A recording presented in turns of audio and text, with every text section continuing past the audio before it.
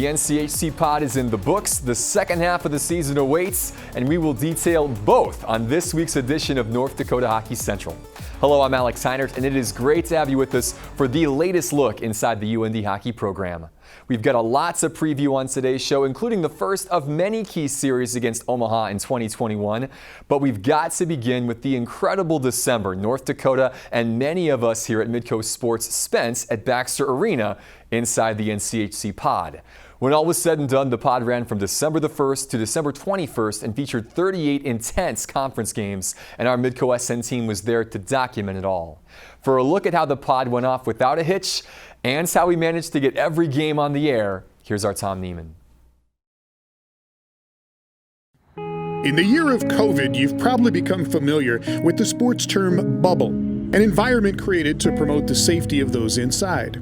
You might also be familiar with bubble hockey, one of the greatest arcade games from the 1980s, with its protective cover shielding the players from harm.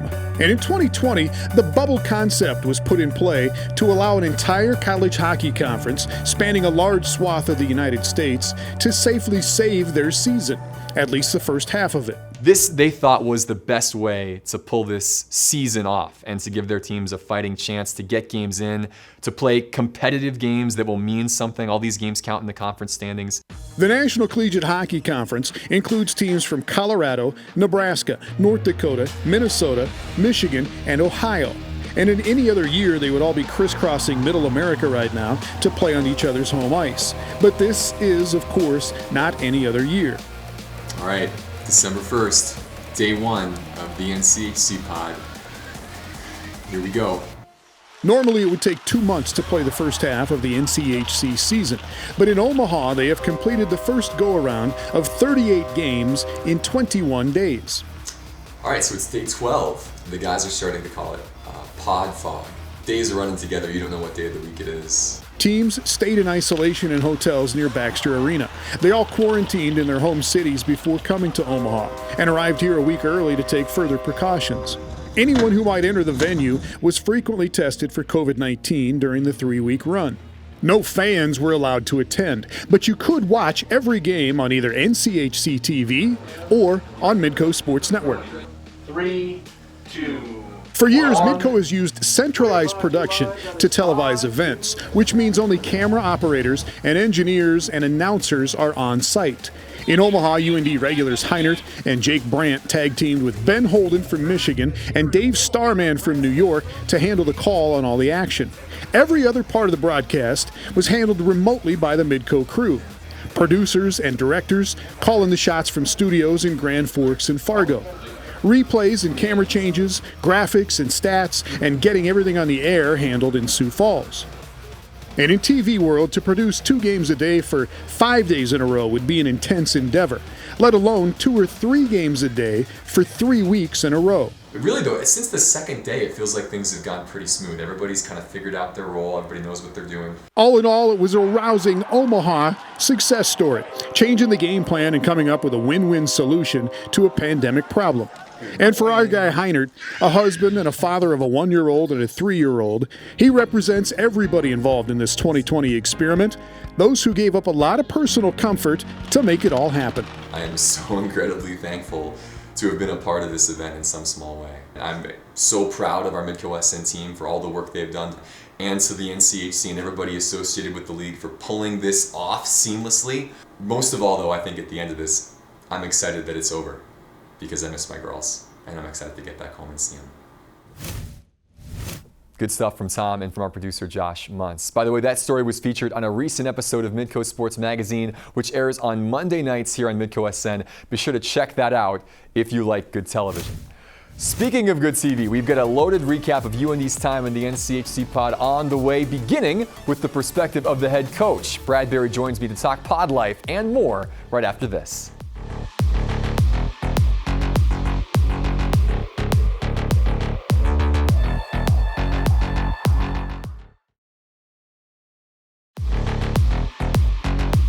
Welcome back to North Dakota Hockey Central, where we are proud to be joined, as always, by UND head coach Brad Berry. Brad, after spending most of December in Omaha's Baxter Arena, it's great to see you back inside the Ralph. How nice has it been to be back home here this past week? I don't think words can describe it, Alex. It's great to be back here in the Ralph, and something that we've never been accustomed to, of being away for that long. But in saying that, it was a good experience for our guys, good start to the season. But now we're really looking forward to the second half of the season here at the Ralph, and getting away with a situation where we get to play at home each and every weekend, and then keep pursuing what we want to do here as a group. I bet. That pursuit started back on December the 1st with the NCHC Pod, of course.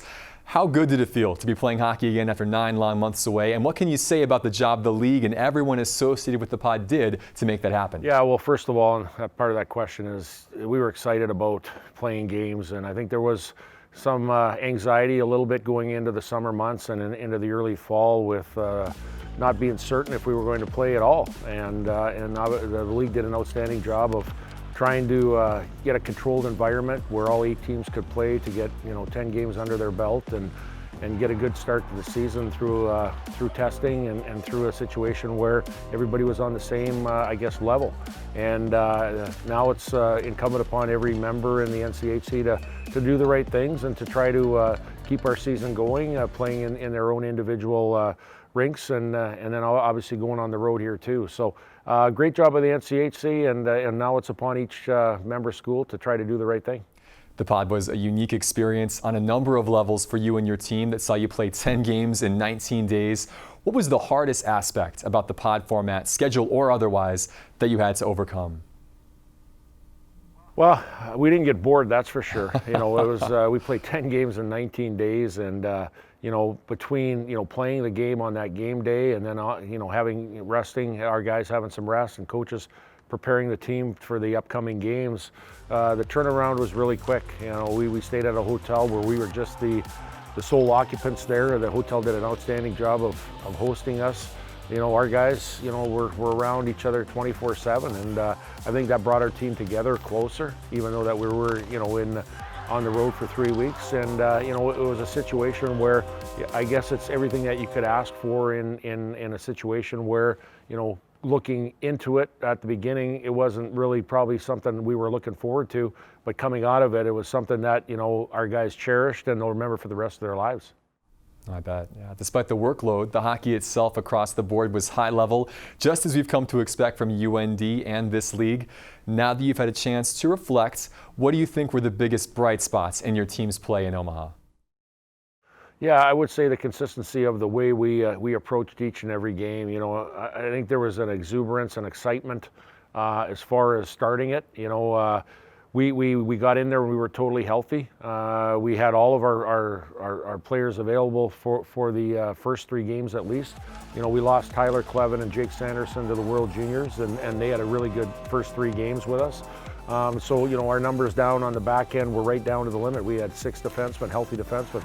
Then Ethan Frisch goes down and got nicked up a little bit and was out for 2-3 games. And then we had some forwards. Harrison Blaisdell and Judd Caulfield got injured. So, we were down below the number, going in that kind of that middle week of the pod. And I just love the way our guys battled up and just had that workmanlike mentality of trying to get the job done. And, coming out of there 7-2-1 with kind of a little bit of adversity that we had, it was something that we're proud of, but now we have to put it in the rearview mirror and make sure that we turn the page and get after the second half of the season with a healthy lineup. Speaking of the second half, what areas do you feel you need to improve as you turn the page here to 2021? Well, I just think, hopefully, having some consistency, in our offensive play. I thought, there were some games where, we put up some numbers there, whether it's the power play or 5-on-5, and then there were a couple games where we, the goal production kind of just fell off a little bit. I think the biggest thing in our league, we want to make sure that we're a really good team defending and not giving up a lot of goals. And I think if we take care of, our defensive play, which I thought was pretty good in the pod, things will take care of themselves offensively. So probably just a little bit more consistency on the offensive standpoint. It wasn't bad, but just want to make sure that we're hitting on all cylinders here. And we have 4 really good lines and 8 defensemen here that can contribute. So just making sure that when everybody's in the lineup, we're hitting all cylinders again. It was a 3-week odyssey in the pod, and it felt like each week brought new challenges to you and the group, especially in week 2 when you were down to 17 available skaters, as you mentioned. How did you rally from that to close on a 4-game win streak? Well, I think they're just keeping everything simple. And, I think chances are, when you're down a few players, whether it's through injuries or guys going to World Juniors, I think players usually try to take it upon themselves because they care. They want to try to do more than they're expected on doing. And I think if everybody incrementally can try to do a little bit more, that's fine. But when you exponentially try to do too much, that's when you get into trouble as a team. And I think our message was to our players is, hey, just do your job, maybe just do a little bit more, but you don't have to be all world to everybody and try to do something that you're not accustomed to doing. And I think that resonated with our group. Guys simplified the way they had to play. We were hard, we were fast, and guys really enjoyed kind of that role, and we had success off of it. So I guess there's nothing more you could ask than, asking them what role you should play and having success at it. And it's a good recipe for the second half. Brad, you finished the pod in first place in the NCHC with a 7-2-1 record and 20 points in the bank. Obviously, leading at this juncture doesn't get you anything tangible, but how important was it to be in pole position here as you exit Omaha? Well, just like you said, Alex, when you can try to put the points away in the bank early, that's a huge deal. The cliche comes out again, that games get tougher, harder to get points to come by in the second half. And the reason because of that is teams get better. Teams, work on their structure. Teams solidify each other as a team to grow and build as a group. And again, we want to do that too. We want to get better each and every day. We feel that, we had a good first half. We can get better individually and collectively as a team. And if you don't, then you get left behind. So, we want to keep making sure that we get better each and every day and earn it each and every day. Outside of the hockey, you've said the biggest impact the pod format had on your team was how much tighter your group became from spending so much time together. Talk about how you saw that play out this past month. Yeah, well, it's one of those things where, when you're, playing usually a conventional first half of the season, you're at home for an extended period of time, and then you're on the road kind of flipping back and forth. And when you're at home, you really, other than, in practice and in and around the rink, just a few hours a day, you're limited on the interaction with your guys. When you go on the road, that's when you spend a little bit more time, because obviously you have to, whether it's a bus, a plane, hotel, rink, whatever it is, you're around each other a lot more. So you can imagine being on the road for 3 weeks. It forces you to be with each other, and it was a good thing. It was a good thing that the staff got to know the freshmen a little bit more. Our older guys got to embrace and help support the younger guys to tell them how to be a North Dakota hockey player. And I think it was a situation where everybody grew a little bit, coaches included. Good stuff, Brad. Congrats to you and the team on a great start to the new season, and best of luck as you turn the page to 2021. Yeah, thanks again, Alex, and really look forward to working with you, Midco, and your group here in 2021 to make it a real special year. Thank you. Yes, we are excited to be along for the ride. Time now to take a break, but when we come back, we're going to reflect a little more on the previous month's adventures with a trio of college hockey experts. We're going to hear from Dave Starman, Brad Schlossman, and Jake Brandt right after this.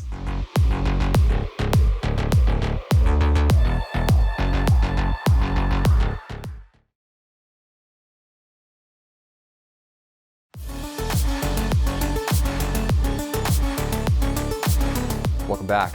MidcoSN's coverage of the NCHC Pod was greatly enhanced by the analysts we had on our broadcasts, including Dave Starman of CBS and NHL Network fame, as well as our own Jake Brandt.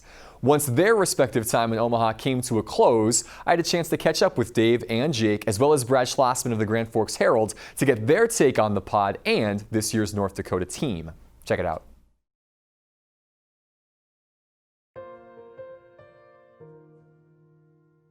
We are set, hope you're set for 21 days of NCHC hockey. After 9 long months, college hockey back in the NCHC here from Omaha. In hockey, the crowd fuels the players and fuels momentum switches and energy-wise. And so I wondered what that would be like in a building where there's no people. And I have been blown away by how intense the games are. And I think it boils down to you see how competitive top-end athletes are. It doesn't matter if there are 12,000 people in the building or 0 people in the building. They want to win so bad, or else they just don't want to lose so bad, that the intensity of the games have been great. You're seeing swarming defense. You're seeing some mistakes that are uncharacteristic of teams. You're seeing identities start to get carved out a little bit more. You're seeing the goaltenders, especially some new ones, having to find their way through. And look at a team like Miami trying to find its identity. CC is rebuilding. And then you look at the big boys and, can they just roll on from last year, teams like North Dakota and UMD? The overall great network of guys and hockey players in this league has really stood out to me. The coaching is probably the best of any league. Every single coach in this league, from their head coach to the assistants on down to the operations, the behind the scenes stuff, these guys are ran programs. North Dakota gets the victory, their 7th of the pod, and they go top in the NCHC standings. It's really tough to gauge UND because they haven't had their team most of the pod. Jake Sanderson and Tyler Clevin are going to be really, really key pieces to this team. The 3 games they were here, UND looked really, really good. The fact that they've won so many games without them bodes well for this team. The high-end talent on this team is the best in the league, in my opinion. The depth is certainly there, but as far as the back end, they're just so good. They're not as hard maybe as some other North Dakota teams have been in terms of playing that heavy game, but I think they're super skilled, they're super quick, and they're going to make life miserable for a lot of defenses. They have so many different guys they can hurt you with. It's not like one guy. It's not like you can go in and say, hey, if you shut down Jordan Kawaguchi, things are going to be fine, because they have so many other guys that can have a big game on you. I like the way they're structured. They're good down the middle, they're good on the back end, they're good in goal, they've got depth there, and that's why I think they're going to make a long run. I hope for this team's sake that they're able to keep the season together, because I think this is a legitimate shot. And not just saying that, this is a legitimate team. The build-up and the DNA of this group has got a chance to hang that green banner number 9 in the Ralph Engelstad Arena. The amount of people that would just give so much to be in a hockey arena, to be live, witnessing hockey. It's been a humbling experience to be a part of, really. It's been so much fun. The games have been wonderful. The protocols the league put in have been, I think everyone's felt very safe here, and it's just overall been a great experience and something in 20 years I'll definitely remember. I always say the older you get, you start to see everything. Who saw this coming? But it worked, and it feels awesome. And the memories that I think we've made behind the scenes and off camera have been great. And the memories that these kids made on camera, they'll remember for a lifetime. But how cool is it to be part of history?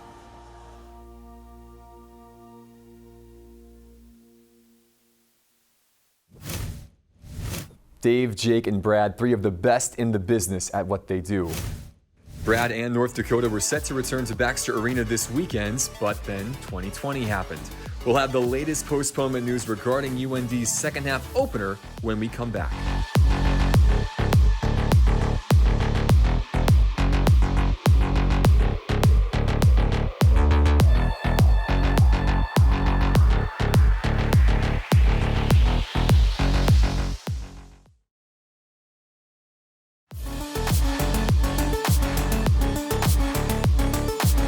In the final USCHO.com media poll of the first half of the season, 5 NCHC teams are ranked inside the top 20, including 3 in the top 6, led by number 3, North Dakota. Unbeaten and untied Minnesota remains at number 1 for a 3rd straight week. In the NCHC standings, you can see the pod offered up a few surprises, namely preseason number 6 Omaha climbing to 2nd place and preseason number 2 Denver falling to 5th. Still, over half of the regular season is yet to be played, beginning this weekend when 6 of the 8 NCHC teams are in action against their travel partner, the first of back-to-back rivalry weekends across the league. One of those matchups features a pair of ranked teams, including number 6 St. Cloud State hosting number 4 Minnesota Duluth. Number 3 North Dakota was scheduled to play number 11 Omaha this weekend, but That Thursday-Friday matchup has now been moved back to the end of January, January 29th and 30th, the first open weekend for the Mavs and the Fighting Hawks this season because of positive COVID tests, contact tracing, and quarantining on the UNO team. Obviously not what you want. UND was excited to start the second half of their season this weekend, but Bradbury and company will adjust and get ready for the Mavs on the 8th and 9th. We knew this going forward, that this situation possibly could happen. We unfortunately it did happen, that we got the news through Omaha today. But we addressed that early in the season, that it's an obscure year. It's first of all, we wanted to start the season and get the season going. We did, and we knew that now that since it's not in a pod situation, that it's home and away weekends, that this possibly could happen. And now this is the first series that has to be on delay here. So our guys knew that coming in. They have their heads around it. It's unfortunate, obviously. We are preparing to play, and as athletes and players, we want to play. But obviously the NCHC has taken every precaution to keep us safe and everyone in our conference. So disappointed right now, but grateful for them taking the precautions to keep us safe. For us, and hopefully every team in the NCHC and around college hockey, it's how can I stay safe? How can I, not postpone games? How can, we avoid getting close contact or even getting the virus? You control what you can control. Control your attitude, control your work ethic, and then control the choices that you make every single day. Those three things, and our guys have been doing that. So it doesn't deviate from what we're doing and our mindset. It's just that, hey, you got to be ready when that series is going to be on the 8th and 9th. You got to be ready for it, and we will be ready for it. So North Dakota hockey will have to wait just a little bit to begin the second half of their season. They will do so, fingers crossed, against Omaha on January 8th and 9th, the season debut of Ralph Engelstad Arena. We're excited for the season opener. We'll have it live for you here on Midco Sports Network. Until then, on behalf of our MidcoSN crew, I'm Alex Heinert. Happy New Year. We'll see you at the Ralph next week.